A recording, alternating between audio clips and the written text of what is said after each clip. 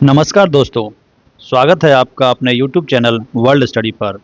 तो दोस्तों, आज हम एक ऐसे राजनीतिक घटनाक्रम के बारे में बात करने जा रहे हैं जिसे लेकर पूरी दुनिया के जो मीडिया है उसमें हलचल मची हुई है। ये घटनाक्रम हुआ है सीरिया में, और सीरिया तुर्की और रूस से ये जुड़ा हुआ है। और यह हमें सोचने पर मजबूर करता है कि क्या तुर्की के जो राष्ट्रपति हैं रजब तैयब एर्दोगन, जिसको अर्दोगन भी बोलते हैं तुर्की की भाषा में, अमेरिका और इजराइल के जाल में फंस गए हैं। सीरिया में तुर्की ने जो कदम उठाया है, क्या वो रूस के लिए एक धोखा था, और क्या इसके दूरगामी परिणाम तुर्की के लिए घातक साबित हो सकते हैं? आज हम इस वीडियो में इन सभी सवालों का उत्तर तलाशेंगे, तो बने रहिए वीडियो के अंत तक हमारे साथ।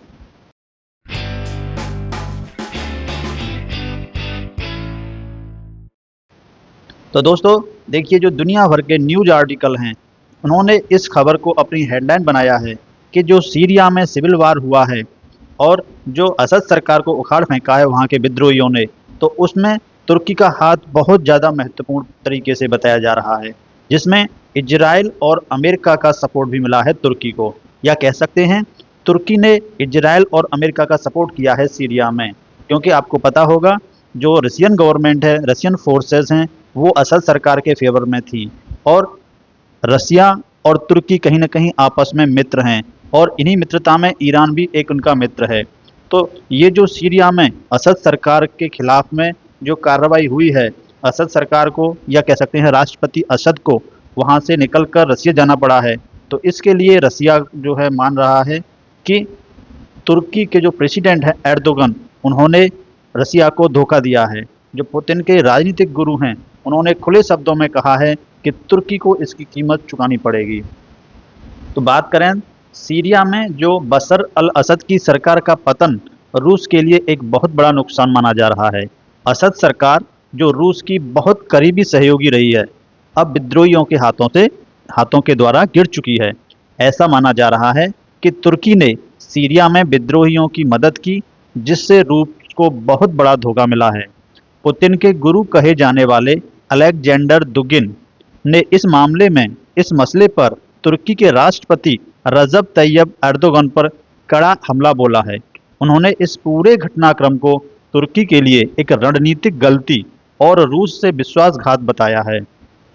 जो दुगिन हैं, जिसको पुतिन का राजनीतिक गुरु भी कहा जाता है, उन्होंने सोशल मीडिया, जो कि अभी हाल में ट्विटर है, जिसको अभी एक्स कहा जाता है, उस पर एक पोस्ट लिखते हुए कहा कि सीरिया एर्दोगन के लिए एक जाल था और यहाँ उसने एक बहुत बड़ी रणनीतिक गलती की है। तुर्की ने रूस को धोखा दिया है और उसने ईरान को भी धोखा दिया है, और अब वह बर्बाद हो चुका है। दुगिन के इस बयान से यह स्पष्ट होता है कि रूस तुर्की के इस कदम से बहुत ज़्यादा आहत है, क्योंकि रूस ने सीरिया में असद सरकार को बचाने के लिए अपनी पूरी ताकत झोंकती थी।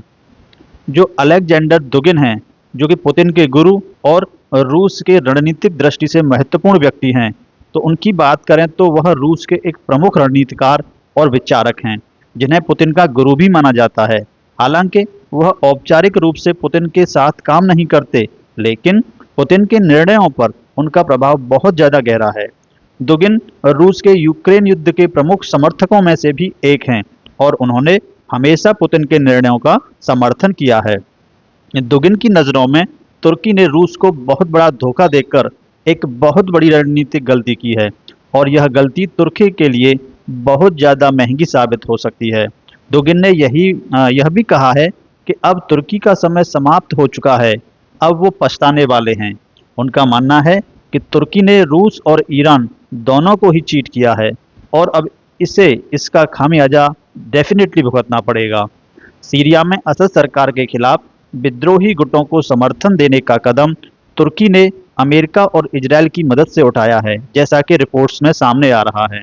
रिपोर्ट्स के मुताबिक तुर्की ने सीरिया में असद सरकार के खिलाफ जो संघर्ष करने वाले HTS ग्रुप, HTS मीन्स हयात तहरीर अल शम, जो विद्रोही गुट हैं, उनको हरी झंडी दी थी। यह विद्रोही गुट असद सरकार के खिलाफ संघर्ष कर रहे थे, और तुर्की ने उन्हें सीरिया में हमले करने के लिए भी प्रेरित किया था। इजराइल ने इस मौके का फ़ायदा उठाते हुए अपनी सेना को गोलन हाइट्स और सीरिया के बफर जोन पर तैनात कर दिया। दक्षिणी सीरिया में इजराइल ने अपनी सैन्य गतिविधियों को बहुत तेज कर दिया है और इस क्षेत्र में उसने बमबारी भी शुरू कर दी है।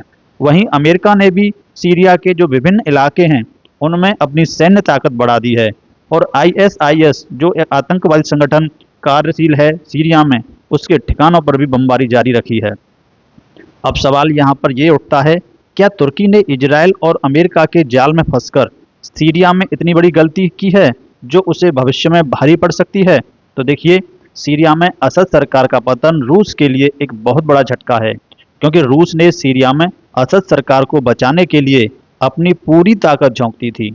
रूस के पास सीरिया में एक रणनीतिक नौसैनिक अड्डा था जिससे अब वो खो सकता है।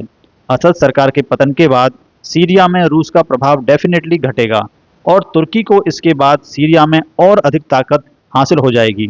रूस के लिए यह एक बहुत बड़ी कठिन स्थिति है, क्योंकि वह यूक्रेन में भी एक युद्ध लड़ रहा है और उसकी सेना का अधिकांश ध्यान यूक्रेन युद्ध पर है। अगर रूस सीरिया में और अधिक सक्रिय होता तो यह संभावना थी कि वह यूक्रेन के साथ युद्ध में और ज़्यादा नुकसान उठा सकता था। यही कारण है कि रूस ने सीरिया में विद्रोहियों के खिलाफ 2016 जैसी बड़ी सैन्य कार्रवाई नहीं की, लेकिन अब असद सरकार के पतन के बाद रूस को सीरिया में अपनी स्थिति फिर से मजबूत करने के लिए कुछ और ठोस निर्णय लेने होंगे। यहाँ पर सबसे बड़ा सवाल ये आता है, क्या तुर्की के राष्ट्रपति एर्दोगन ने अमेरिका और इजराइल के साथ गठजोड़ करके कोई गलती की है? तो देखिए, तुर्की ने सीरिया में असद सरकार को कमज़ोर करने के लिए विद्रोहियों की मदद की थी, लेकिन यह कदम रूस और ईरान दोनों के लिए एक धोखा माना जा रहा है। रूस और ईरान दोनों सीरिया में असद सरकार के बहुत ज़्यादा सहयोगी रहे हैं और तुर्की ने उन्हें इस संकट में अकेला छोड़ दिया है। अर्दोगन के लिए यह एक बहुत बड़ी रणनीतिक गलती साबित हो सकती है। क्यों? क्योंकि रूस और तुर्की के बीच लंबे समय से रणनीतिक संबंध थे और रूस ने तुर्की के साथ कई क्षेत्रों में सहयोग किया था, लेकिन अब यह सहयोग जो है खतरे में पड़ सकता है। दोगिन ने चेतावनी देते हुए कहा कि अब तुर्की को यह उम्मीद नहीं करनी चाहिए कि रूस उसे संकट के समय मदद करेगा। क्यों? क्योंकि तुर्की ने रूस को धोखा दिया है उनके मुताबिक। इस पूरी स्थिति का तुर्की के भविष्य पर क्या असर होगा, ये अभी देखना बाकी है, लेकिन अमेरिका और इजराइल अपनी चाल में सही साबित हो गए हैं।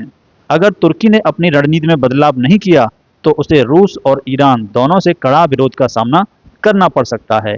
रूस ने तुर्की के सहयोग से उम्मीदें छोड़ दी हैं और अब तुर्की को अपने राजनीतिक निर्णयों का खामियाजा भुगतना पड़ सकता है। वहीं इजराइल और अमेरिका की मदद से तुर्की ने जो कदम उठाया है वह उसे अंतर्राष्ट्रीय स्तर पर मुश्किल में डाल सकता है। रूस से विश्वासघात के बाद तुर्की को कई नए दुश्मनों का सामना करना पड़ सकता है और उसका सामरिक संबंध यूरोप और मध्य एशिया के जो देश हैं उनके साथ और भी कमज़ोर हो सकता है। तो ये है एर्दोगन की बढ़ती हुई मुसीबतें। हालांकि उन्होंने अपने देश के लिए अच्छे के लिए ये काम सोचा है, लेकिन कहीं न कहीं वह अपने दो जो बहुत ज़्यादा घनिष्ठ मित्र हैं रसिया और ईरान, उसके साथ में संबंधों को खटास में डाल दिया है। तो दोस्तों, इस वीडियो में बस इतना ही। क्या आपको भी लगता है, क्या आप भी मानते हैं कि एर्दोगन ने सीरिया में बहुत बड़ी गलती की है? क्या तुर्की को इसका डेफिनेटली कुछ खामियाजा भुगतना पड़ेगा? हमें आपके विचार कमेंट्स में ज़रूर बताएं और वीडियो को लाइक करें, शेयर करें। धन्यवाद।